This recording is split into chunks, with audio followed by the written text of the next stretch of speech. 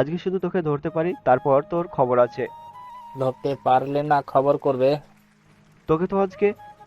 বলে আশেপাশে কিছু খোঁজে কিন্তু কিছুই পায় না। রাহা তোর বড় ভাইয়ের বউ তোর ভাবি হয়, তারপরও এভাবে সম্বোধন করিস কেন? ভাইয়া যে ডাকে। ভাইয়ের বউ তাই ভাইয়া ডাকে, তুই কেন ডাকিস? আমার ভাইয়ার বউ, আমার ভাবি, আমি যা খুশি ডাকবো, তাতে তোমার সমস্যা কোথায়? আমজাদ শেখ রাগে ফেটে পড়েন, এই ছেলে জীবনেও শুধরাবে না। তুই শুধু আমার হাতের নাগালে আয়, তারপর বোঝাচ্ছি আমার কোথায় সমস্যা। হরিণ কি দেখেছো কখনো নিজের ইচ্ছায় সিংহের সামনে যেতে? আমজাদ শেখ অসীমকে মারার জন্য আশেপাশে তাকিয়ে কিছু খুঁজতে শুরু করে। এই ছেলেকে দৌড়ে জীবনেও ধরা যাবে না। কিছু না পেয়ে সোফা থেকে কুশন তুলে নিয়ে ছুড়ে দেয় অসীমের গায়ে, কিন্তু অসীম সেটা ক্যাচ ধরে নেয়। একজন কিপারের লক্ষ্য কখনোই ভ্রষ্ট হয় না। ছেলে, তুই শুধু আমার কাছে আয়, তোকে আস্ত কাছে চিবিয়ে খাবো আমি।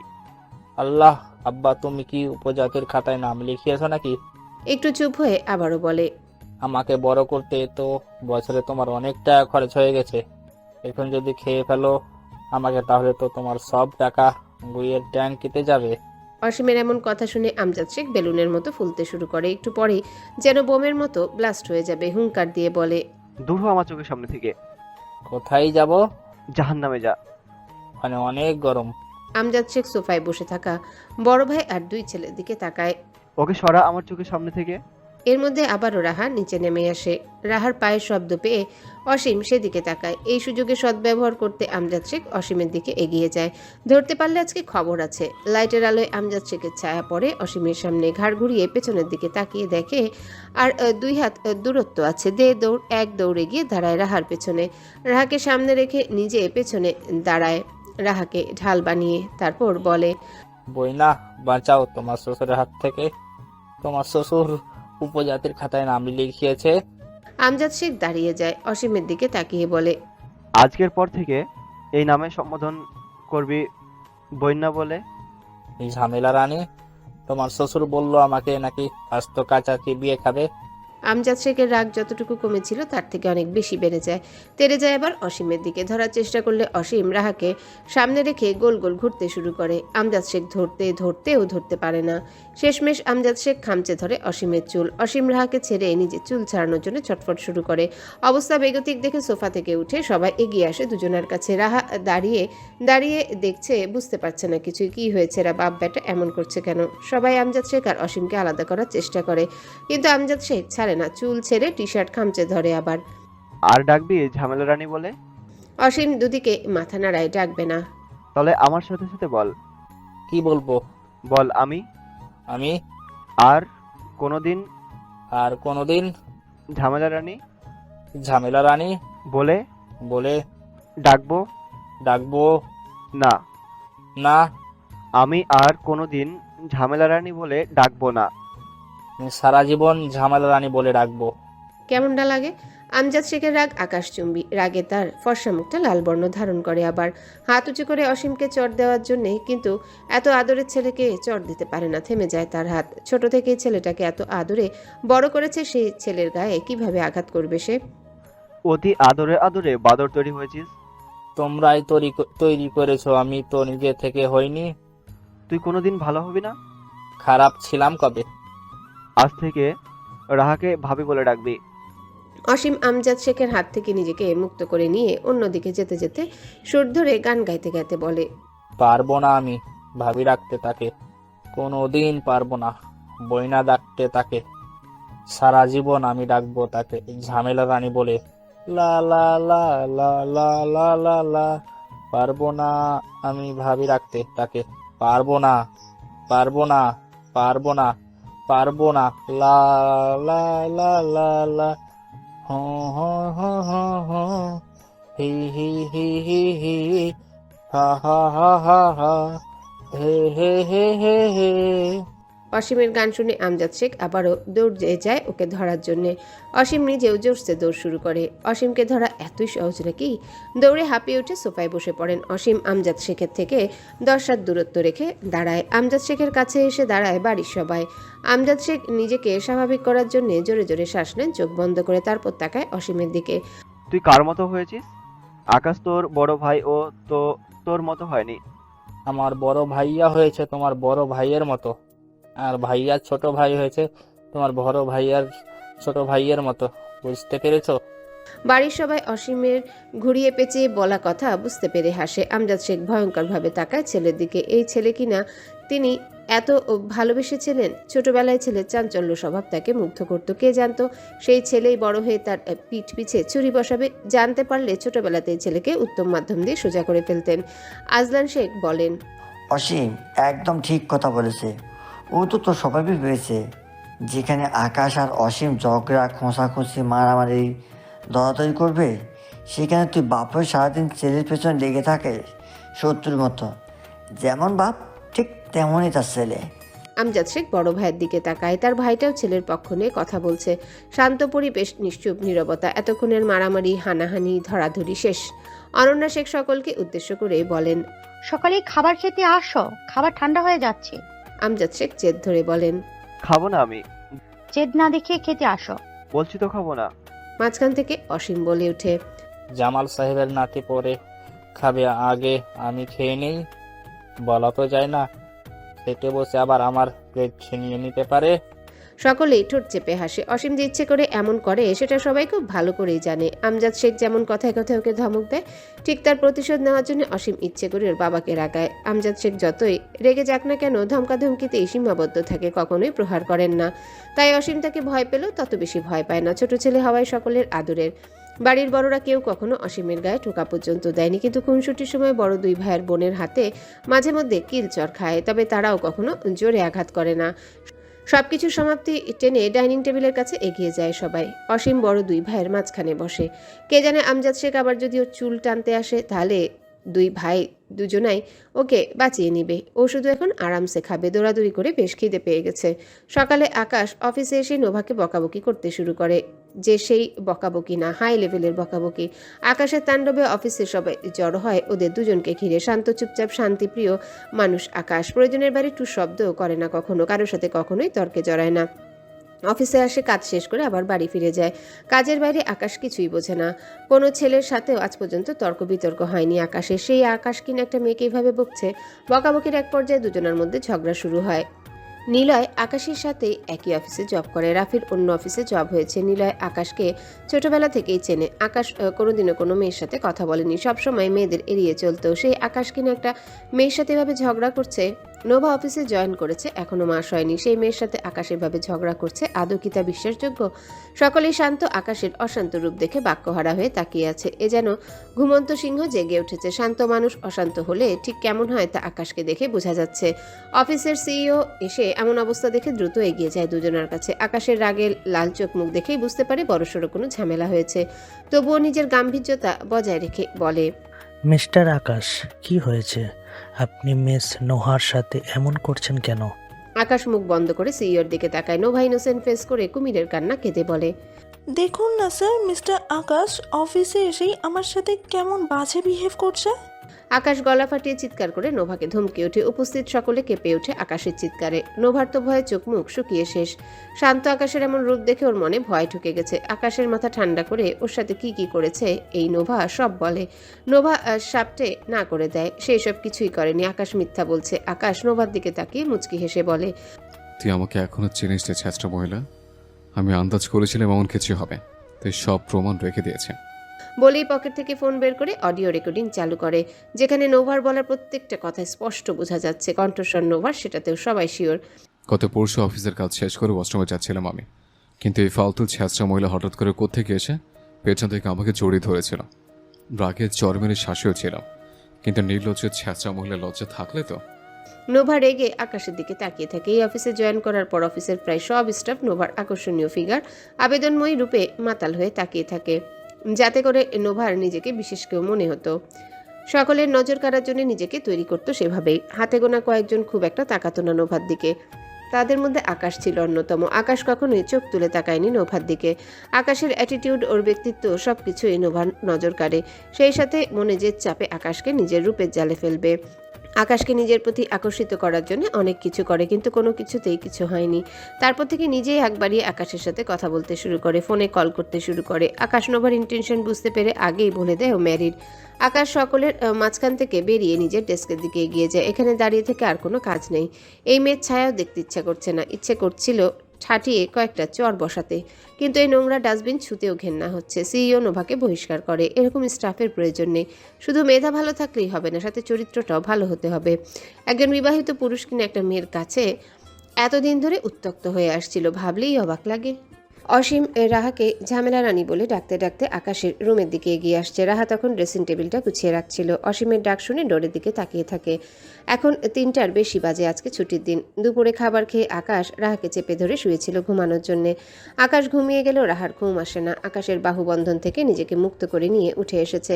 বসে বসে ভালো লাগছিল না, তাই ড্রেসিং টেবিলটা গুছিয়ে রাখছিল। ডোরের দিক থেকে চোখ সরিয়ে বেডের দিকে তাকায়। চাদর দিয়ে কোমর অবধি ঢেকে চিত হয়ে ঘুমিয়ে আছে আকাশ। অসীমের এই ডাকাডাকিতে না আবার ঘুম ভেঙে যায়। অসীম রুমের সামনে দাঁড়িয়ে ভেতরে উকি দেয়। রাহাকে দেখতে না পেয়ে মাথা ঢুকিয়ে দেয় ভেতরে। বেডের দিকে তাকিয়ে দেখে ভাইয়া ঘুমিয়ে আছে, রাহা নেই। রুমের আশেপাশে নজর বোলাতেই দেখে রাহা ড্রেসিং টেবিলের সামনে হাঁটুতে ভর করে বসে আছে। অসীম ভেতরে প্রবেশ করে, এসে দাঁড়ায় রাহার পাশে। কখন থেকে ডাকছিস, সারা দিচ্ছিলে না কেন? তোমার ভাইয়া তো ঘুমিয়ে আছে, সারা দিলে যদি উঠে যায় তাই। ওরে ঝামেলা রানী রে, আমি এত জোরে জোরে ডাকছি, সেই ডাকে উঠবে না আর তুমি একটু সারা দিলে উঠে যাবে? ডাকছিলে কেন? তোমার জন্য আইসক্রিম ফ্রিজে রেখেছি, খেয়ে নিও। আপু নিয়েছে। তুমি খাবে না? খেয়েছি। আমার জন্য কয়টা রেখেছো? একটা। রাহা গাল ফুলিয়ে বলে, তোমাকে বলেছি না আমার জন্য 2টো করে নিয়ে আসতে? দোকানে আর ছিল না তো? অন্য দোকানে তো ছিল। না, ছিল না। মিথ্যা কথা। সত্যি কথা বলছি। রাহা ফুলানো গাল ফুলিয়ে রেখে ড্রেসিং টেবিলের ড্রয়ার মেকআপ প্রোডাক্টগুলো তুলে রাখতে শুরু করে। অসীম মুচকি হাসে। আইসক্রিম দুটোই রেখেছে রাহার জন্য। ও জানে একটা আইসক্রিম খেয়ে রাহার মন ভরবে না, ওর দুটোই লাগবে। অসীম নিচু হয়ে রাহার ফুলিয়ে রাখা 2 গাল চেপে দেয়, সাথে সাথে মুখের ভেতরের হাওয়া বেরিয়ে যায় ফুস করে। অসীম হেসে উঠে, সাথে রাহাও হাসে। অসীম রাহার লিপস্টিক আর আইলাইনার হাতে নিয়ে ঘুরিয়ে ফিরিয়ে দেখে বলে, ঝামেলা রানী, তুমি তো কখনো সাজো না, মাঝে মধ্যে তো সাজতে পারো নাকি? আমার সাজতে ভালো লাগে না, আর আমি সাজতেও পারি না। আসো, আমি তোমাকে সাজিয়ে দিই আজকে। তুমি সাজাতে পারো? পারি না, তবে চেষ্টা করলে অবশ্যই পারবো। আসো, আমার দিকে ঘুরে বসো, আমি সাজিয়ে দিচ্ছি। রাহা তড়িঘড়ি করে বলে, জীবনেও না, আমি ভূত সাজতে চাই না ভাই, তুমি নিজেই সাজো। আরে আমি তো ছেলে মানুষ, আর ছেলে মানুষ মেকআপ করে নাকি? তুমি আমার দিকে ঘোরো আগে। জীবনেও না। একটু সাজাবো, বেশি না। ভালো না হলে ধুয়ে নিও পরে। না না, তাও না, আমি সাজবো না। আমার ভেতরে মেকআপ আর্টিস্ট জেগে উঠেছে, সে এখন তোমাকে সাজিয়ে তবেই ঘুমাবে আবার। ঘুমের কথা শুনে রাহা আকাশের দিকে তাকায়। রাহার চোখ অনুসরণ করে অসীমও তাকায়। ঘুমন্ত ভাইকে দেখে অসীমের শয়তানি মাথায় বদমাইশি একটা বুদ্ধি আসে। ভাইয়ের দিক থেকে চোখ সরিয়ে রাহার দিকে তাকায়। দাঁত কেলিয়ে হেসে বলে, চলো তাহলে ভাইয়াকে মেকআপ করিয়ে দিই। একদম না, ঘুম থেকে উঠে দুজনকে গাছের সাথে বেঁধে রাখবো। আরে ভয় পাচ্ছ কেন? কিছুই বলবে না, ভয় পাওয়ার কিছুই নেই। না বকবে? বকবে না, ভাইয়া উল্টো খুশি হবে এত সুন্দর সাজ দেখে। সত্যি বকবে না তো? না। যদি বকে? তাহলে তোমার ভাগের সব বকা আমি খেয়ে নেব। সত্যি তো? একদম। এখন মেকআপ করতে কি কি লাগে সেসব নিয়ে আসো। বলেই বেডের দিকে এগিয়ে যায়। রাহার মেকআপের প্রয়োজনীয় সবকিছু নিয়ে বেডে চলে আসে। দুজনে বসে আকাশের দুপাশে। অসীম ফিসফিস করে বলে, প্রথমে কোনটা দিতে হয়? রাহাও ফিসফিস করে বলে, প্রথমে মনে হয় ফাউন্ডেশন দিতে হবে। ওটা দাও। অসীম ফাউন্ডেশন নিয়ে অনেকখানি আকাশের 2 গালে মাখায়। অতিরিক্ত ফাউন্ডেশনের কারণে আকাশের 2 ভ্রু ঢেকে যায়। মুখে ছোঁয়া পেয়ে এদিক ওদিক মাথা নাড়ায়। এখন কোনটা? Loose powder. দাও ওটা। এটা আমি লাগাবো। আচ্ছা লাগাও। রাহা পাউডার দিয়ে পুরো মুখ সাদা বানিয়ে দেয়। তারপর আরও যা যা লাগবে সবকিছু দিয়ে দেয়। দুজনেই সাজানো শেষ করে সব গুছিয়ে রেখে আলগোছে রুম থেকে বেরিয়ে যায়। আসরের পর আকাশের ফোন বেজে উঠলে ঘুম ভেঙে যায়। ফোন হাতে নিয়ে নাম্বার না দেখে রিসিভ করে কানে ধরে। অপর পাশ থেকে ভেসে আসে রাফির গলার স্বর। কি করছিস তুই? ঘুমিয়েছিলাম। এখন কোন টাইমের ঘুম? দুপুরে ঘুমিয়েছিলাম। বল কি বলবি? নিচে আয়, নিচে কেন? দরকার আছে। তুই আয়, আমি আর নিলয় ড্রয়িং রুমে বসে আছি। ফ্রেশ হয়ে আসছি 10 মিনিট পর। এক্ষুনি আসবি তুই, ফ্রেশ হয়ে পরে হবি। এক্ষুনি আসবি তুই, পরে ফ্রেশ হবি। খুব আর্জেন্ট, তাড়াতাড়ি আয় ভাই। আসছি। বলেই ফোন রেখে চোখ খুলে তাকায়, তারপর বেড থেকে নেমে সোজা এগিয়ে যায় ডোরের দিকে। আকাশ নিচে নেমে আসতে ড্রয়িং রুমে উপস্থিত সকলে চোখ দুটো বড় বড় করে তাকিয়ে থাকে। আকাশ বুঝতে পারেন এভাবে ভূত দেখার মতো তাকিয়ে থাকার কি আছে, ও তো মানুষই, ভূত তো না। আকাশ কাছে এগিয়ে আসতে সোফায় বসে থাকা সকলে হু হা করে দমফাটা হাসিতে ফেটে পড়ে। রাহা অসীম একসাথে বসে আছে, দুজনার চোখ মুখে চোরচোর ভাব। মিলা, সমুদ্র, রাফি নিলয় হাসতে হাসতে গড়াগড়ি খাচ্ছে। নিলয় হাসতে হাসতে সোফা থেকে নিচে পড়ে যায়, তবু ওর হাসি বন্ধ হয় না, নিচে শুয়েই হাসতে থাকে। অনন্যা শেখ আর সাইমা শেখ হাসতে হাসতে শ্বাসও নিতে পারছে না। সকলকে এভাবে হাসতে দেখে আকাশের কপাল ভ্রু কুঁচকে যায়। এভাবে হাসছে কেন সবাই? সকলের হাসির শব্দ শুনে নিজের রুম থেকে বেরিয়ে আসে নিঝুম। আকাশকে দেখেই ফিক করে হেসে ওঠে, হাসতে হাসতে এগিয়ে যায় আকাশের কাছে। কিছু যে বলবে তাও বলতে পারছে না হাসির কারণে। হাসতে হাসতে আকাশের হাত ধরে ওর পায়ের কাছে বসে পড়ে। হাসতে হাসতে সকলের পেটে খিল ধরে গেছে, হাসতে পারছে না আর, কিন্তু কিছুতেই হাসি বন্ধ হচ্ছে না। এক একজনের চোখ দিয়ে পানি বেরিয়ে এসেছে, তবুও দম ফাটা হাসি বন্ধ হচ্ছে না। প্রথম প্রথম রাহা আর অসীম চুপচাপ বসে থাকলো, একটু পর থেকে ওরাও হাসছে হু হা করে। কি হচ্ছে? সবাই ভাবে হাসছে কেন? সমুদ্র কোনো রকম হাসি চেপে বলে, ভাই তুই তুই আয় নাই নিজেকে। আর বলতে পারে না, দমফাটা হাসতে ফেটে পড়ে যায়। নিঝুম কি হয়েছে রে? নিঝুম হাতের ইশারায় ভাইকে নিজের কাছে বসতে বলে। আকাশ নিচু হয়ে বসে বোনের কাছে। নিঝুম হাসতে হাসতে দুই হাত বাড়িয়ে আকাশের চুলে করে রাখা ঝুঁটি দুটো ধরে। আকাশ দ্রুত চুলে হাত দেয়, মাথার দুই পাশে দুটো শিং বানিয়ে দিয়েছে চুল দিয়ে। আকাশ রাহার দিকে তাকায়, রাহা ওর দিকে তাকিয়ে হাসছে। নিঝুম নিজের ফোনের ক্যামেরা অন করে আকাশের মুখের সামনে ধরে। ফোনের স্ক্রিনে নিজের প্রতিবিম্ব দেখে ছিটকে দূরে সরে যায়। তারপর আবার নিঝুমের কাছে এসে ওর হাত থেকে ফোনটা নিজের হাতে নেয়। এমন বেহাল দশা দেখে বসা থেকে উঠে দাঁড়ায়, রাহার দিকে তাকিয়ে জোরে জোরে ডেকে ওঠে। রাহা? রাহার আত্মার পানি শুকিয়ে যায়, খপ করে চেপে ধরে অসীমের হাত। অসীম রাহা একে অপরের মুখের দিকে তাকায়। আকাশ রাহার দিকে তেড়ে যায়। রাহা ভয়ে বলে ওঠে, আমি করিনি, অসীম করেছে। আকাশ রেগে অসীমের দিকে তাকায়। অসীম বসা থেকে উঠে দাঁড়ায়, দে দৌড়। অসীমকে আর পাইকে এক প্রকার উড়ে গিয়ে বাড়ির বাইরে গিয়ে ল্যান্ড করে। আকাশের চুলে খাড়া খাড়া দুটো ঝুঁটি বেঁধে দিয়েছে লাল টুকটুকে রাবার ব্যান্ড দিয়ে। ফাউন্ডেশন আর পাউডার দিয়ে পুরো মুখ দাড়ি সহ সাদা বানিয়ে দিয়েছে।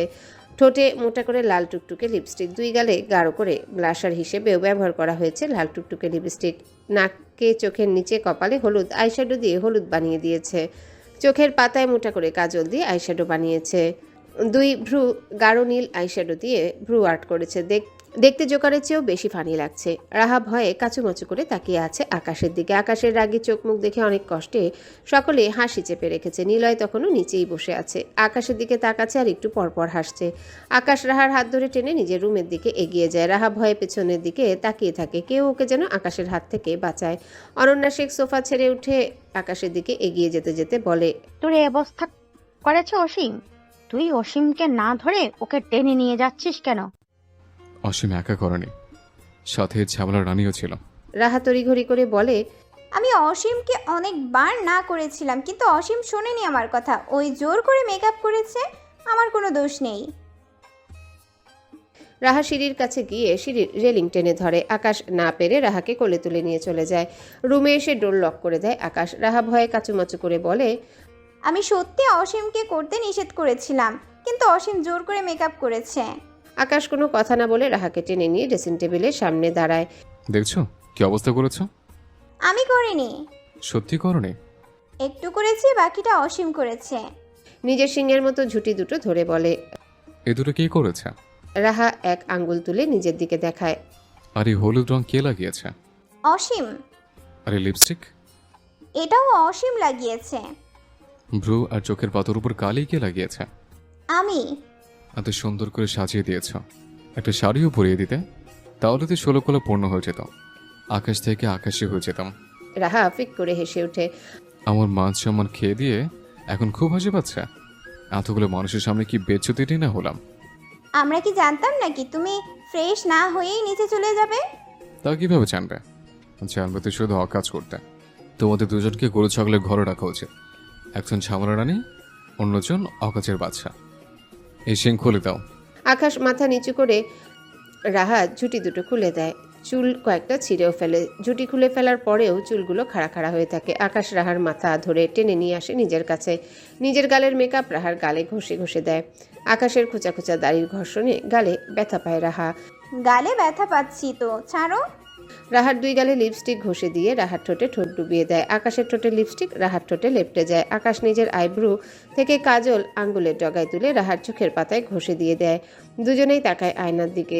দুজনের মুখের এখন প্রায় একই অবস্থা। এখন ঠিক আছে তাই না?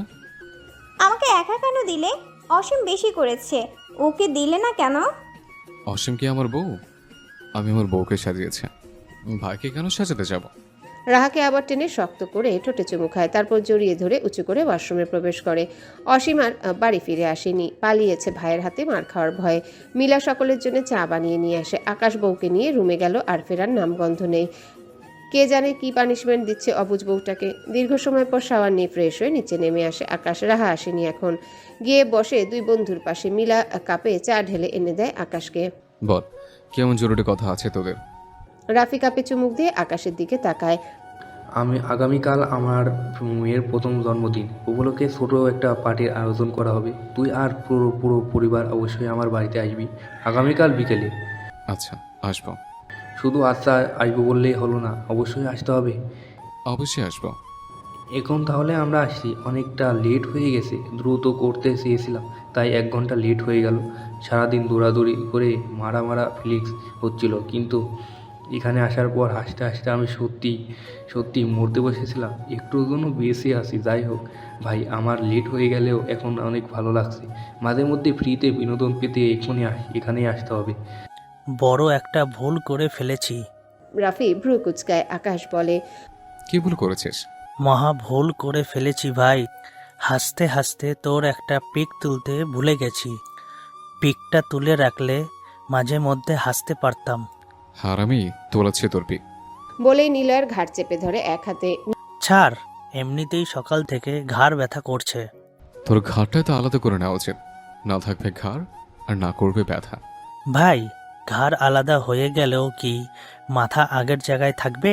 নিলয়ের এমন কথা শুনে হো হো করে হেসে উঠে সবাই। রাফি বলে, হ্যাঁ ভাই, ঘাড় আলাদা হয়ে গেলেও মাথা আগের জায়গায় থাকবে। কয়েকদিন আগেই তো আমি ঘাড় আলাদা করেছিলাম, মাথা আগের জায়গাতেই ছিল, কিন্তু ঘাড় ছাড়া ভালো লাগছিল না বলে আবার ঠিক করে নিয়েছি। সবাই আরেক দফা হাসে। এরা এত বড় হওয়া সত্ত্বেও ছোটদের মতো কথাবার্তা বলে হাসাতে হাসাতে মানুষের পেটে নাড়ি ভুড়ি পেঁচিয়ে ফেলবে। দেখতে দেখতে রাহার এসএসসি পরীক্ষা চলে আসে। 2 দিন পর থেকে পরীক্ষা শুরু। রাহার পরীক্ষার প্রস্তুতি খুব ভালো হয়েছে। সন্ধ্যার পর অফিস থেকে সোজা আকাশদের বাড়িতে চলে এসেছে রেজওয়ান মাহবুব। রাহাকে নিয়ে যাবে নিজের সাথে করে, পরীক্ষা শেষ হলে আবার চলে আসবে।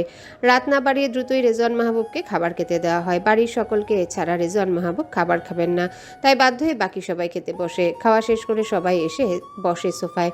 রেজওয়ান মাহবুব রাহার দিকে তাকিয়ে বলে, তোমার প্রয়োজনীয় সব কিছু গুছিয়ে নিয়েছো রাহা? রাহা দুদিকে মাথা নাড়ায়।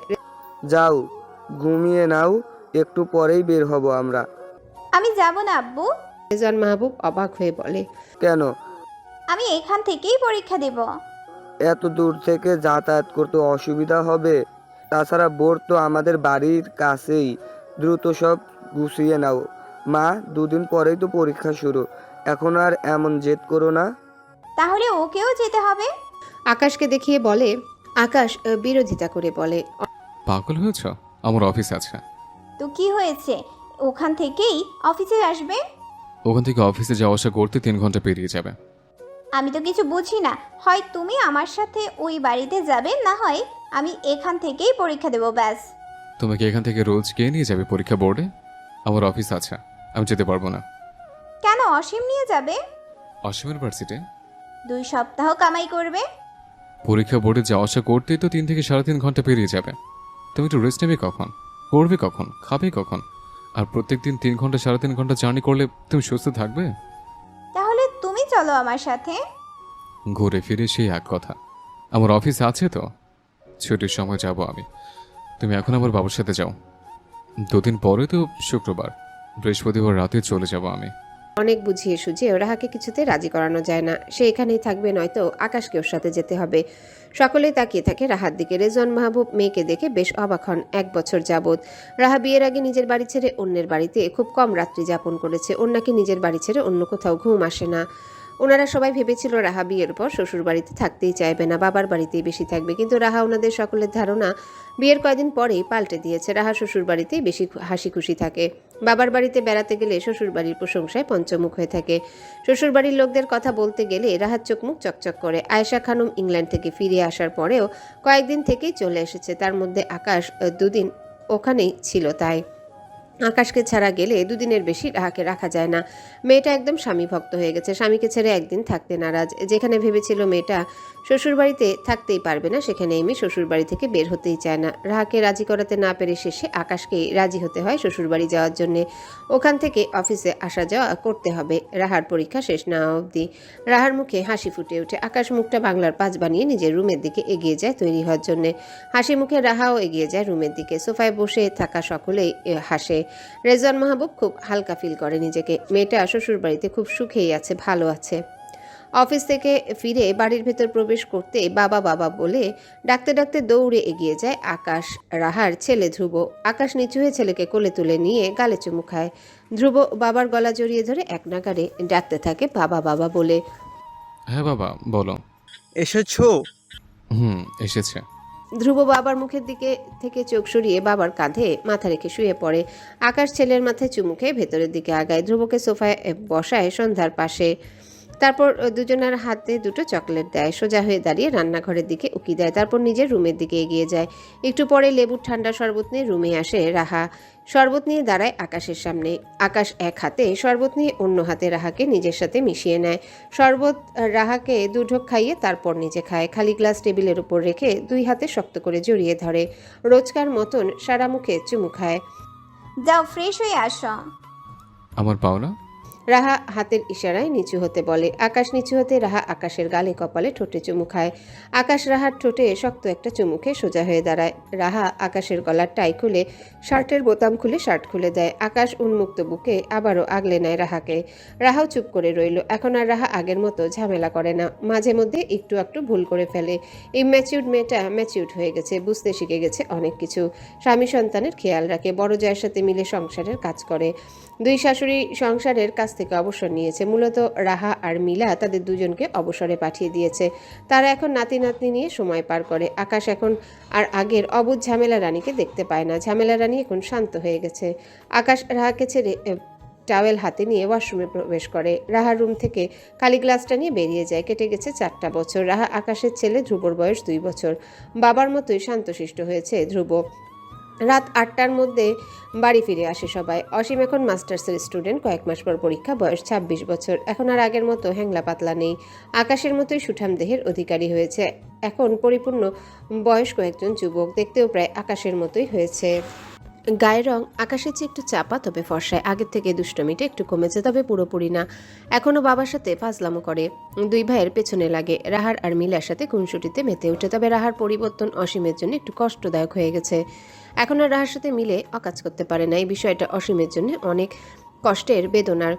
ও মানতেই পারে না রাহা ঝামেলা করে না। ঝামেলা রানী এখন ঝামেলা থেকে দূরে থাকে। ঝামেলা না করলেও অসীম এখনও ঝামেলা রানী বলেই ডাকে। এই নাম কোনোদিনও পরিবর্তন হবে না। সবাই রোজকার মতন সোফায় বসে গল্প জুড়ে বসেছে। অসীম বড় 2 ভাইয়ের মধ্যে বসে আছে। অন্য পাশে আমজাদ শেখ আর আজলান শেখ বসে আছেন। আরেক পাশে সোফায় রাহা, মিলা, অনন্যা শেখ আর সাইমা শেখ বসে আছেন।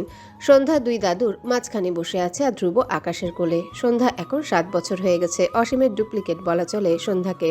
ভাতিজিকে নিজের মতোই বানিয়ে নিয়েছে এই কয়েক বছরে। অসীম সন্ধ্যার দিকে তাকায়, তারপর মধুর সুরে ডাকে আম্মা। সন্ধ্যা তাকায় ছোট চাচ্চুর দিকে। অসীম আবারও ডাকে আম্মা। কি হয়েছে? মধুর সুরে আবার ডাকে ও আম্মা। হ্যাঁ বলো। আম্মা গো। কি হয়েছে? আম্মা। সন্ধ্যা রাগ দেখিয়ে বলে, ডাকছো কেন এইভাবে? কি হয়েছে বলবে তো নাকি? আম্মা গো। ড্যাড? ও আমার আম্মা। সবাই তাকিয়ে আছে অসীমের দিকে। এই ছেলে এত বড় হয়ে গেল কিন্তু এখনো ভালো হলো না। মেয়েটাকে শুধু শুধু রাগাচ্ছে। কে বলবে এই ছেলের বয়স 26। এসে ঠেকেছে। অসীম 2 হাত দুদিকে মেলে আবারও ডাকে আম্মা। সন্ধ্যা দাদার কাছ থেকে উঠে দৌড়ে এসে অসীমের গলা জড়িয়ে ধরে। অসীম নিজেও দুই হাতে চাপটে ধরে। আম্মা গো, আজ সারাদিন তুমি আমাকে একটু আদর করেনি। তুমি তো সারাদিন বাড়িতেই ছিলে না। হুম, তাও ঠিক, এখন একটু আদর করে দাও। সন্ধ্যা অসীমের দুই গালে কপালে হামি দেয়, অসীমও দেয়। আমজাদ শেখ গলা খাকারি দিয়ে বলেন, একটা মেয়ে আছে, দেখতে শুনতে নাকি বেশ ভালো। সকলেই অসীম আর সন্ধ্যার দিক থেকে চোখ সরিয়ে আমজাদ শেখের দিকে তাকায়। বাবার কথা শুনে কপাল ভ্রু কুচকায় অসীম। বাকি সবাই আগ্রহ নিয়ে তাকিয়ে আছে বাকি কথা শোনার জন্যে। আমজাদ শেখ আবারও বলেন, তোমরা যদি রাজি থাকো তাহলে 2-3 দিনের মধ্যেই মেয়ে দেখতে যেতে চাই। অসীম বলে। কার জন্য মেয়ে দেখতে যাবে? সকলে এবার অসীমের দিকে তাকায়। আমজাদ শেখ বলেন, নিশ্চয় যে এখনো বিয়ে করেনি তার জন্যই। সেটাই তো জানতে চাইছি, কে বিয়ে করেনি আর কার জন্য মেয়ে দেখতে যেতে চাইছো? আহামক তুই ছাড়া এই বাড়িতে বিয়ে করতে কেউ বাকি আছে? ধ্রুব বাদ আছে এখনো? সকলেই চোখ বড় বড় করে তাকায়। আমজাদ শেখ রেগে সোফার কুশন তুলে ছুঁড়ে মেরে বলে, হতচ্ছাড়া, ধ্রুবর বিয়ের বয়স হয়েছে? তুমি তো বয়সের কথা কিছু বলনি, শুধু বলেছো আমি ছাড়া আর কেউ বিয়ে করতে বাকি আছে কিনা। আমি ছাড়া তো ধ্রুবই বিয়ে করতে বাকি আছে এখনো। আমজাদ শেখ হাসবেন নাকি কাঁদবেন বুঝতে পারলেন না। এই বচ্ছেলে বিয়ের কথা বললে এড়িয়ে যায়, কিছু জিজ্ঞেস করলে বলেও না। তার এক কথা, আমি এখন বিয়ে করব না, বিয়ে করতে দেরি আছে। আরও কেউ বুঝতে পারে না বিয়ে করতে কিসের আপত্তি, বয়স তো কম হয়নি।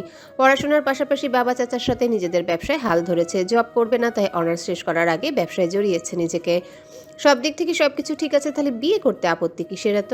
আমজাদ শেখ কাট গলায় বলেন, আমরা আগামী পরশু মেয়ে দেখতে যাচ্ছি, পছন্দ হলে আকদ সম্পূর্ণ করে আসবো। জীবনেও না, আমি বিয়ে করব না বলেছি তো। বিয়ে করতে কি সমস্যা তোর? অনেক সমস্যা, মাস্টার শেষ করি তারপর দেখা যাবে। কি দেখবি? মেয়ে বিয়ে। আমরা আগামীকালকেই যাব। যাও, মানা করেছি আমি। তোমাদের 4 বাপ বেটার মধ্যে যার পছন্দ হবে সেই বিয়ে করে নিয়ে আসবে, আমার কোনো আপত্তি নেই। বিস্ফোরিত নয়নে তাকিয়ে থাকে সকলে। আমজাদ শেখ সোফা ছেড়ে উঠে এসে অসীমের পিঠে ধুমধাম লাগিয়ে দেয় দুটো। বচ্ছেলে বলে, কি মারছো কেন? কি বলি তুই? শুনতে পাওনি? সেজন্যই তো মেরেছি। ভুল কিছু বলেছি আমি? আমি বিয়ে করতে চাইছি না, কিন্তু তোমরা জোর করেই বিয়ে করাবে। আমাকে বিয়ে না করিয়ে তার থেকে ভালো হয় তোমরা নিজেরাই বিয়ে করে নাও। এবার দুই ভাই দুই পাশ থেকে চেপে ধরে অসীমকে। এরকম করছো কেন তোমরা? আমাদের বৌদির সত্যি নিয়ে আসতে বলেছিস কেন তুই? যাতে তোমাদের বউদের কাজ করতে কষ্ট কম হয়। তোকে বলেছে ওদের কাজ করতে কষ্ট হয়? আমি বলেছি আমার বউ লাগবে, যখন লাগবে তখন আমি নিজে থেকেই বলবো। তোমাদের অত টেনশন করতে হবে না, তোমাদের বউ লাগলে নিয়ে আসতে পারো, কোনো সমস্যা নেই। কন্যা শেখ সোফা ছেড়ে উঠে এসে অসীমের চুল ধরে পিঠে বসায় একটা। কি সমস্যা? যে পারছো মেরেই যাচ্ছ। এত লাগাম ছাড়া কেন তুই? তোমরাই লাগাম ছাড়া হতে বাধ্য করেছো। বলছি বিয়ে করব না এখন, কিন্তু তোমরা জোর করে বিয়ে করাবে। যখন বিয়ে করতে ইচ্ছে হবে তখন নিজে থেকেই বলবো। আমজাদ শেখ সোফার দিকে এগিয়ে বলেন, যখন তোর বিয়ে করতে ইচ্ছে হবে তখন আমি নিজেই তোর বিয়ে করাবো না। সমস্যা নেই, আমি নিজে দায়িত্বে বউ নিয়ে এসে সারপ্রাইজ দিয়ে দেবো তোমাদের। মিলা রাহা ফিক করে হেসে ওঠে অসীমের কথায়। অসীম নিজেও মুচকি হাসে। সমুদ্র অসীমের কাঁধের উপর হাত রেখে ফিসফিস করে বলে, তুই বিয়ে কেন করতে চাইছিস না? কোনো মেয়ে পছন্দ আছে? থাকলে বল। অসীমও আস্তে আস্তে বলে, সেরকম কিছুই না ভাইয়া, পরীক্ষার খুব বেশি দেরি নেই। এখন বিয়ে মেয়ের ঝামেলায় জড়ালে পড়াশোনায় মনোযোগ হতে পারবো না।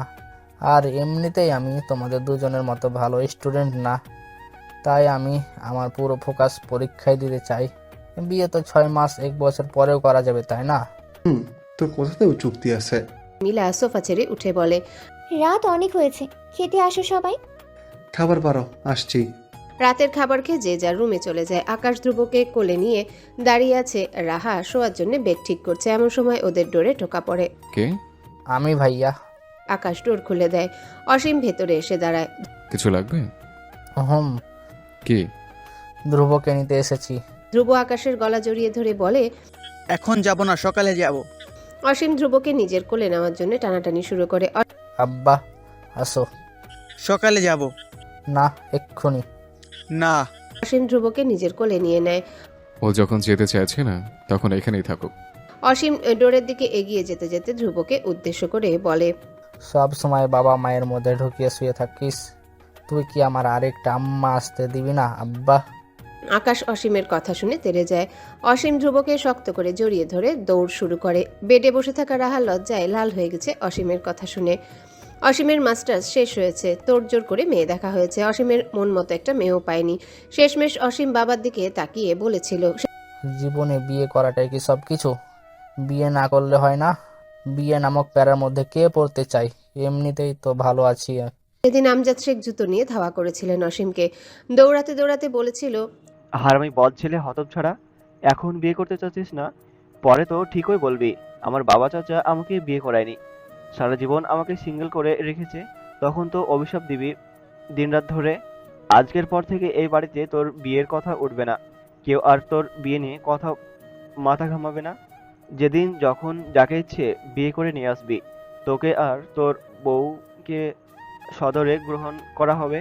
অনন্যা শেখ বলেছিলেন, ও হয়তো কাউকে ভালোবাসে কিন্তু আমাদের বলতে পারছে না, তাই বিয়ে না করার বাহানা তৈরি করে।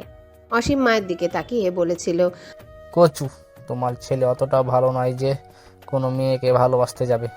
আমজাদ শেখ জুতো ছুঁড়ে মেরেছিলেন ছেলের গায়ে। 1 নম্বরের বদ ছেলে, যেখানে অন্য ছেলেরা বিয়ে করার জন্য পাগল হয়ে যায়, কলেজে ওঠার আগেই প্রেম করে, অনার্স শেষ করার আগেই বিয়ে করে নেয়, সেখানে এই ছেলে এত বড় হয়েও বিয়ে করতে চায় না। বিয়ে না করার কারণ জিজ্ঞাসা করলে বলে, মন মতো মেয়ে পেলে বিয়ে করব। ও সেই মন মতোই মেয়েই পাওয়া যায় না। মেয়ে দেখলে সেই মেয়ের কোনো না কোনো দোষ খুঁজে বের করবেই। খচ্চর ছেলে একটা। অনেক দিন ধরে বাবার বাড়ি যাওয়া হয়নি মিলার মা এসেছেন মিলা সমুদ্রকে নিজের বাড়িতে নিয়ে যাওয়ার জন্যে। মিলা 3 মাসের প্রেগনেন্ট। বাড়িতে নতুন অতিথি আসার খবর রে পুরো বাড়ি সবাই ভীষণ খুশি। আস্তে আস্তে বাড়িটা ভরে উঠছে। খাওয়া দাওয়া সেরে আসিয়া বেগম মিলা সমুদ্র আর সন্ধ্যাকে নিয়ে বেরিয়ে যায় নিজের বাড়ির উদ্দেশ্যে। রাহা, আকাশ, অসীমকেও নিয়ে যেতে চেয়েছিল, তবে আকাশের অফিস আছে আর অসীম বাড়ি থেকে কোথাও যাবে না। আর রাহা তো আকাশকে ছেড়ে জীবনেও যাবে না। আকাশকে ছেড়ে নিজের বাবার বাড়ি যায় না পর্যন্ত। সেই মেয়ে কিনা আকাশকে ছেড়ে ফুপু শাশুড়ির বাড়িতে যাবে, এটা অসম্ভব। অসীম ধ্রুবকে কোলে নিয়ে বসে সোফায়। বিকেল 3টা বেজে গেছে। আজ আর মিলে বা গোডাউনে কোথাও যায়নি। বাবা চাচাকে পাঠিয়ে দিয়ে নিজ বাড়িতে বসে থেকে গায়ে হাওয়া লাগাচ্ছে। ধ্রুব মুখের দিকে তাকিয়ে বলে, আব্বা, তুই বড় হইস না কিন্তু। ধ্রুব আধো বলিতে বলে, কেন? বড় হইলেই বিয়ে করানোর জন্য পুরো গোষ্ঠী তোর পেছনে লেগে যাবে। কেন লাগবে? আল্লাহ বোঝে না, বিয়ে করানোর জন্য লাগবে। বিয়ে করলে কি হয় চাচু? অনেক প্যারা। প্যারা কি? বোঝোস না? না, বোঝা লাগবে না। কোনো বোঝা লাগবে না। দুপুরে খাইছ আব্বা? হ্যাঁ। ঘুমাইছিলা? না। ঘুমাও তাহলে। ঘুম নাই। কই গেছে? শ্বশুর বাড়ি। শ্বশুর বাড়ি? শ্বশুর বাড়ি। শ্বশুর বাড়ি কোথায়? বনানি। ওইটা তো সমুদ্র ভাইয়ার শ্বশুর বাড়ি। ওই বাড়িতে তো গেছে। আমি তো ভাবছি তোর শ্বশুর বাড়ি গেছে। নাই। কি নাই? শ্বশুর বাড়ি। কার শ্বশুর বাড়ি? আমার। কে বলেছে? তুমি। কবে? 1 বছর পর। 1 বছর পর তোরে কেমনে কইছি? মুখ দিয়ে। কথা বলতে বলতে তোর মাথা আওলাইয়া গেছে? 5 মিনিট চুপচাপ বসে থাক, আবার ঠিক হইয়া যাব। ঠিক আছে। কি? মাথা। আব্বা, চুপ কইরা তুই ঘুমা। নাই। কি নাই? ঘুম। আব্বারে মুখটা বন্ধ কর, ঘুম দৌড়াইয়া আইয়া পড়বো। বলেই ধ্রুবর মাথা নিজের কাঁধের উপর নিয়ে পিঠে হালকা করে চাপড় দিতে শুরু করে। ঘুমাচ্ছে না দেখে সোফা থেকে উঠতে হাঁটতে শুরু করে। ড্রয়িং রুমে কেউ নেই। খাবার খেয়ে সব গুছিয়ে রেখে যে যার রুমে চলে গেছে। রাহা রুমে গিয়ে রুম গুছাচ্ছে। ধ্রুব সব টেনে ফেলে এলোমেলো করে ফেলেছে আজ। 10 মিনিট অতিবাহিত হওয়ার আগেই ধ্রুব ঘুমিয়ে যায়। ধ্রুবকে নিয়ে মায়ের রুমে যায়। অনন্যা শেখ বসে বসে ইসলামিক বই পড়ছিলেন। দুপুরে ঘুমানোর অভ্যাস নেই তার। ধ্রুবকে নিয়ে আসতে দেখে বইটা বন্ধ করে বেড থেকে উঠে দাঁড়ায়। অসীম ধ্রুবকে বেডে শুইয়ে দেয়। চাদর টেনে ঢেকে দিয়ে মায়ের দিকে তাকিয়ে বলে, ওকে দেখে রেখো, খাট থেকে যেন পড়ে না যায়। এক কথা আর কতবার বলবি? যতদিন না ধ্রুব বড় হচ্ছে। ছোটবেলায় সন্ধ্যাও একদিন পড়ে গিয়েছিল খাট থেকে। তারপর থেকে বাড়িতে থাকলে ওকে আমি পাহারা দিয়েছি, দুপুরে ঘুমালে। এক ভুল মানুষ একবার করে, বারবার না। ওকে দেখে রেখো, আমি আসছি। কোথায় যাবি? ঘুরে আসি। কোথাও যাওয়ার প্রয়োজন নেই, গিয়ে ঘুমা। আমি কি ছোট বাচ্চা নাকি এই অবস্থায় ঘুমাবো? এই রোদের মধ্যে দৌড়াদৌড়ি করার কি দরকার? যাচ্ছি ঘুমাতে। বিড়বিড় করতে করতে রুম থেকে বেরিয়ে সিঁড়ি বেয়ে উপরে উঠে আসে। আকাশের রুম ক্রস করতে পেছন থেকে রাহা ডেকে ওঠে। অসীম ধ্রুব কোথায়? মায়ের কাছে ঘুমাচ্ছে। ও পেয়ারা খাবে? হুম, নিয়ে আসি তাহলে। নিয়ে আসো। ভাইয়া ঘুমিয়েছে? না। পেয়ারা নিয়ে আসছি আমি। রুমের দিকে যেতে গিয়েও আবারও নিচে চলে যায়। লাঠি দিয়ে পেয়ারা পারে, কতগুলো বড়ইও পারে। সিজন না থাকলেও 12 মাস বড়ই আর পেয়ারা ধরে সব নিয়ে উপরে উঠে আসে। আকাশের রুমের ডোর নক করে, অনুমতি পেয়ে ভেতরে প্রবেশ করে। এক চোখ দিয়ে তাকিয়ে আছে, অন্য চোখ বন্ধ, 2 হাতে 6টা পেয়ারা। আকাশ ভাইয়ের দিকে তাকিয়ে বলে, এরকম এক চোখ কানা করে রেখেছিস কেন? আর বলো না ভাইয়া, বড়ই পারতে গিয়ে চোখের মধ্যে ময়লা ঢুকে গেছে আর বের হচ্ছে না। আকাশ এগিয়ে যায় অসীমের কাছে। রাহা অসীমের হাত থেকে পেয়ারাগুলো নিয়ে রেখে দেয়। আকাশ রাহার কাছে টিস্যু চায়। টিস্যু এনে দিতে আকাশ ছোট ভাইয়ের চোখের ভেতরে থাকা শুকনো পাতার অংশটুকু বের করে নিয়ে আসে। অসীম শুকনো পাতাটুকু আঙ্গুলের ডগায় নিয়ে বলে, এখন তো ঠিকই বের হইলি। 5 মিনিট ধরে বের করতে চাইলাম, তখন বের হইলি না। চোখের ভেতরে খামচে ধরে বসেছিলি। তোকে সব কে করতে বলেছে? আমার মন মস্তিষ্ক। পাগল হয়েছিস নাকি? হয়তো। অসীম প্যান্টের পকেট থেকে বড়ই বের করে রাহার হাতে দেয়। ডোরের দিকে এগিয়ে যেতে যেতে বলে, এগুলো তোমরা দুজন বসে খাও, আমি বাইরে যাচ্ছি, ফিরতে রাত হবে। বলতে বলতেই নিজের রুমের দিকে এগিয়ে যায়। আকাশ রাহার দিকে তাকিয়ে বলে, তোমরা মানুষ দুজন হলেও পেট একটাই। একজনের মনের কথা আরেকজনের পেটে থাকে। অসীম প্রেম করে, তাই না? না। মিথ্যে বলবে না কিন্তু। ওর হাবভাব দেখে মাঝে মধ্যে তাই মনে হয়। আর অসীমের সব গোপন কথা তোমাকে বলে।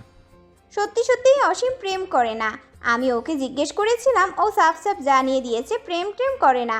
মন মতো মেয়ে পাচ্ছে না, তাই বিয়েতেও রাজি হচ্ছে না। কেমন মেয়ে পছন্দ সেটা বলো না তো। বলবে কিভাবে? অসীম নিজেই তো জানে না কেমন মেয়ে পছন্দ ওর। আকাশ বিড়বিড় করতে করতে বেডে গিয়ে বসে। রাহা 2টো পেয়ারা ধুয়ে নিয়ে আকাশের পাশে বসে, একটা আকাশের দিকে বাড়িয়ে দেয়। ওসব আমি খাবো না, দাঁত টক হয়ে যায়। তোমার ভাই তোমার জন্য এনেছে, তুমিই খাও। পেয়ারা খেলে দাঁত টক হয়? না, হয় না। পানি পর্যন্ত খেতে পারি না টকের কারণে। স্পেশাল দাঁত। আকাশ মুচকি হেসে রাহাকে টেনে বেডে শুইয়ে দেয়। তারপর নিজে রাহার উপর ঝুঁকে যায়। 2 দিন পর সমুদ্র মিলা সন্ধ্যা বাড়ি ফিরে আসে। সন্ধ্যা দৌড়ে গিয়ে ভাইকে জড়িয়ে ধরে। ধ্রুব 2 দিন পর আপুকে দেখে খুশিতে লাফিয়ে ওঠে। সকলের সাথে কুশল বিনিময় করে ভেতরে আগায় সমুদ্র আর মিলা। সন্ধ্যা ভাইকে নিয়ে সোফায় বসে পড়ে।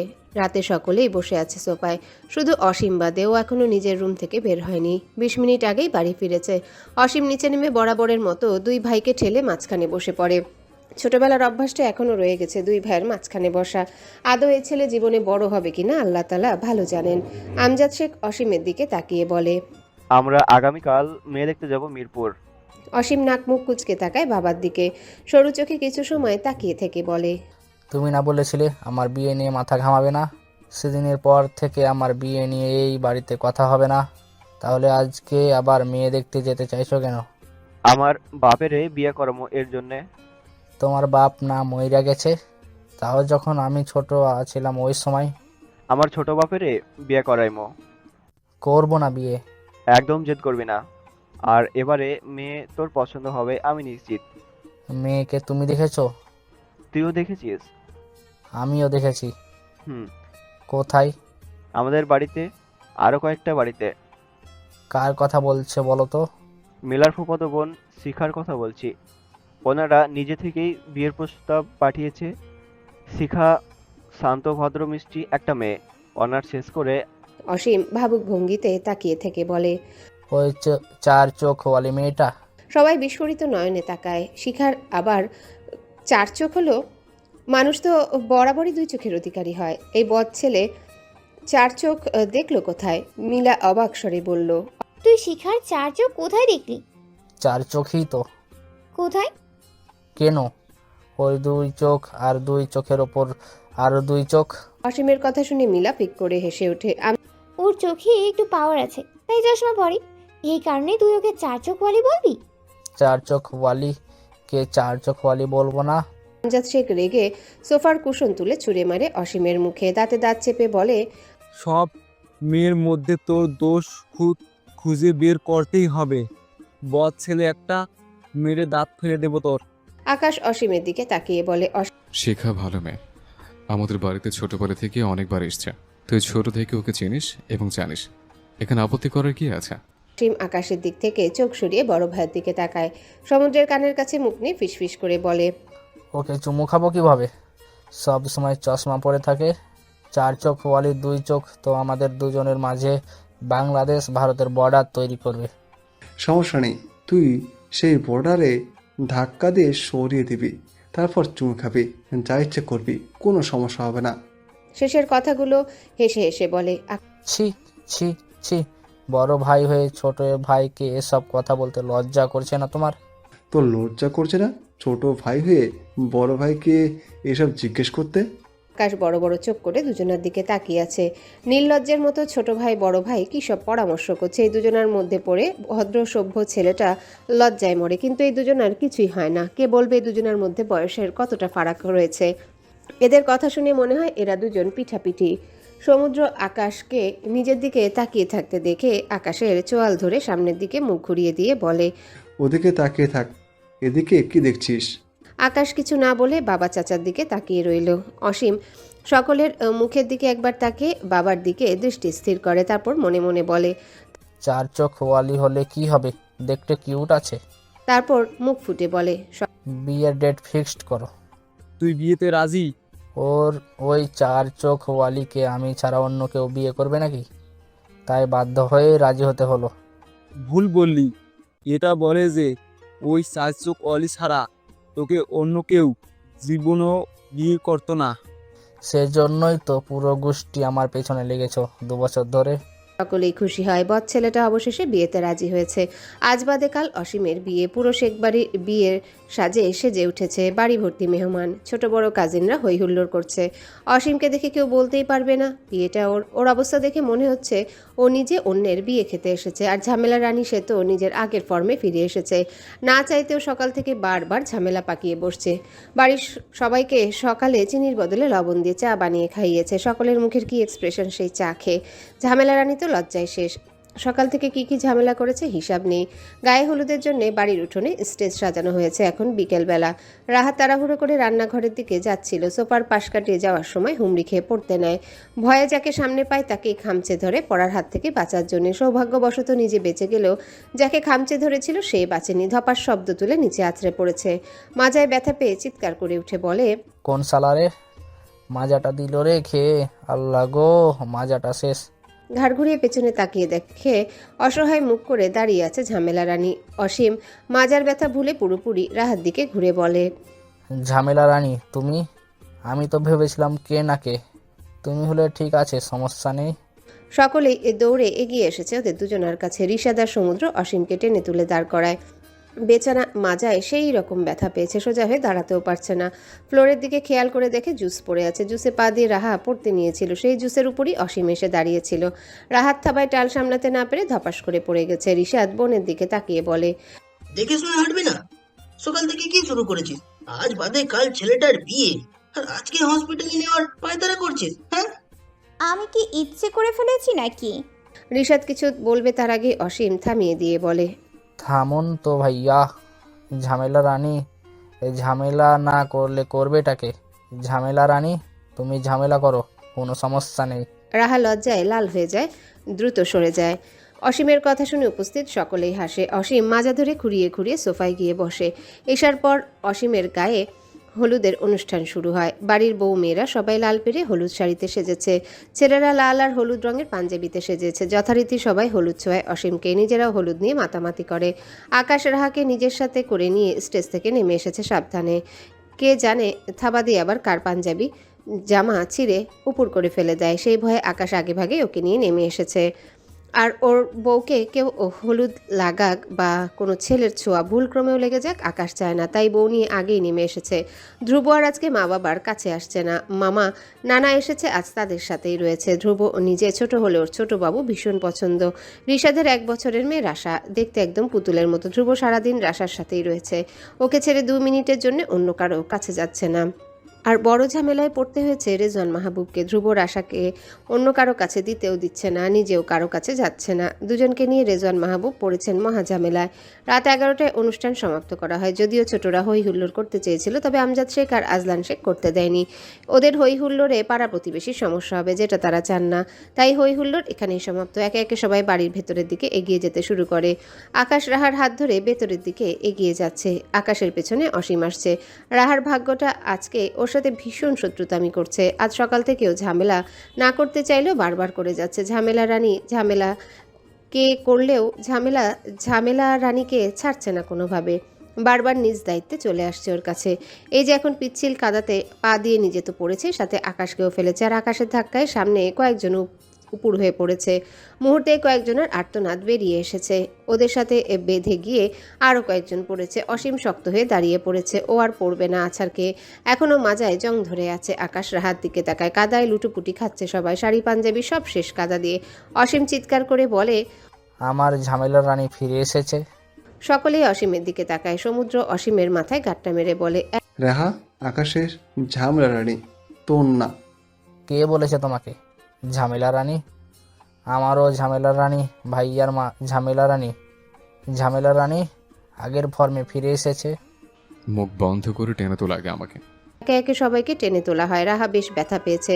ওর চোখ মুখ দেখেই বোঝা যাচ্ছে। আকাশ রাহার কাছে এগিয়ে গিয়ে বলে, অনেক ব্যথা পেয়েছ? পেটে? তারপর হাত দেখায়। হাত ছুলে গেছে। আকাশ রাহাকে কাছে টেনে নেয়।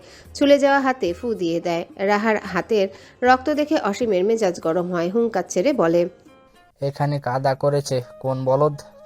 যারা যারা কাদা করেছে তারা পগার পার হয়ে গেছে। তাদের আর পাইকে। যাদের ফেলতে চেয়েছিল তাদের ফেলতে পারেনি, আর যারা পড়েছে তাদের ফেলতে চায়নি। আমজাদ শেখ বুঝতে পারছেন এই অকাজ কে কে করেছে। তাই চাচাতো মামাতো ভাইয়ের ছেলেরা করেছে এই কাজ। এক একটাকে সামনে পেলে চাপকে পিঠে ছাল তুলে নিবে। বাদর ছেলে পেলে এক একটা। অসীমের থেকেও কয়েক কাঠি উপরে। রাহাকে ধরে ভেতরের দিকে এগিয়ে যায় আকাশ। বাকি যারা আছাড় পাছাড় খেয়ে কাঁদতে গড়াগড়ি খেয়েছে তারাও এগিয়ে যায় ভেতরের দিকে। আকাশ রাহাকে নিয়ে সোজা ওয়াশরুমে প্রবেশ করে। ব্যথা পেয়েছে রাহা, কিন্তু আকাশের চোখ মুখ দেখে মনে হচ্ছে রাহার বদলে ব্যথাও নিজেই পাচ্ছে। রাহাকে ওয়াশরুমে রেখে এসে রুমের ডোর লক করে দেয়। আলমারি থেকে দুজনের ড্রেস নিয়ে ওয়াশরুমে প্রবেশ করে। আবার নিজেই রাহার শাড়ির সবগুলো পিন খুলে দেয়। রাহার শাড়ি নিজের পাঞ্জাবি খুলে নিচে রেখে রাহার হাতের পায়ের কাদা ধুয়ে দিতে শুরু করে। রাহা আকাশের ব্যথাতুর মুখের দিকে তাকায়। আহারে বেচারা, বোধহয় অনেক ব্যথা পেয়েছে। ওর জন্য কত জোরেই না আছাড়টা খেলো। তুমিও অনেক ব্যথা পেয়েছো? আকাশ রাহার মুখের দিকে তাকায়, দুদিকে মাথা নাড়ায়। তাহলে চোখ মুখ এমন করে রেখেছো কেন? হাত পায়ে চামড়া ছেলে কি অবস্থা হয়েছে দেখেছ? ব্যথা পেয়েছি আমি আর অনুভব করছো তুমি? আমার ঝামেলা রানীর কিছু বলেছে আমার হৃদয়ে পড়ে। আমি জানি তো, আমি আঘাত পেলে আমার থেকে বেশি ব্যথা তুমি পাও। ধ্রুব যেদিন হলো সেই দিন তুমি আমাকে জড়িয়ে ধরে কিভাবে কেঁদেছিলে তা আমি কোনোদিন ভুলবো না। আমাকে সাহস দিতে দিতে তুমি নিজেই সাহস হারিয়ে ফেলেছিলে সেদিন। আকাশ হঠাৎ করে রাহাকে শক্ত করে জড়িয়ে ধরে, বুকের মাঝে চেপে ধরে বলে, তুমি যেদিন বেবির জন্য বায়না ধরলে আমার খুব রাগ হয়েছিল। তুমি একটা বাচ্চা মেয়ে, সেখানে আবার আরেকটা বেবি চাইছিলে, কিন্তু তোমার জেদের কাছে হেরে গিয়েছিলাম। এক মাস পরে যখন জানতে পারলাম আমি বাবা হব, সেদিন বাবা হওয়ার আনন্দের চেয়ে তোমাকে হারিয়ে ফেলার ভয় বেশি পেয়েছিলাম।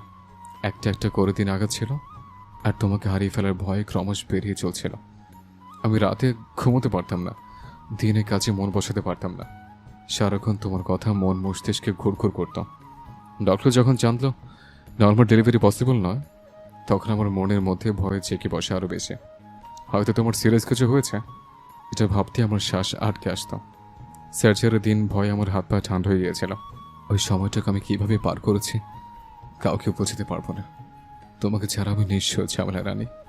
আকাশের কথাগুলো শুনে রাহার চোখ দিয়ে পানি বেরিয়ে আসে। রাহা ভোলেনি সে 8 মাসের কথা, যে 8 মাসে আকাশ রাহার চুল পরিমাণ অযত্ন হতে দেয়নি। বাড়িতে না থাকলে টাইম টু টাইম ফোন করে রাহার খোঁজখবর নিয়েছে। বাড়িতে আসার পর রাহার সাথে ছায়ার মতো থেকেছে। ঝামেলা রানী কখন কোন ঝামেলা করে বসে বলা যায় না। রাহার খাওয়া, ঘুম, গোসল সব দিকেই নজর রেখেছে আকাশ। সময় মতো চেক আপ করাতে নিয়ে যাওয়া, ঘুরতে নিয়ে যাওয়া, হাসি খুশি রাখা। রাহার কি খেতে ভালো লাগে সেসব যেখান থেকেই পারুক জোগাড় করে এনেছে। দুজনকে শক্ত করে জড়িয়ে ধরে সেখানেই দাঁড়িয়ে থাকে। আকাশ অনেকগুলো দিন পর আগের ঝামেলা রানীকে ফিরে পেয়েছে, যে ভুল করতে না চেয়েও বারবার ভুল করে ফেলে, নিজে ঝামেলায় পড়ে সাথে অন্যকেও ফেলে। আর আকাশের একটু ভালোবাসায় মোমের মতো গলে যায় সবসময়। রাত 12টার পর নিজের রুম থেকে বেরিয়ে আসে অসীম। সিঁড়ি বেয়ে নিচে নেমে সোজা বাইরে বেরিয়ে আসে। ভেতরে সবাই ঘুমিয়ে পড়েছে, একটা টু শব্দও নেই বাড়ির ভেতরে।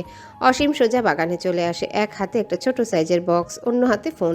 বাগানের শেষের দিকে অনেক আগাছা জন্মে গেছে, এগিয়ে যায় সেখানে। আগাছার ভেতর থেকে ফোনের লাইট অন করে খুঁজে খুঁজে কিছু একটা বক্সের ভেতর রাখতে থাকে।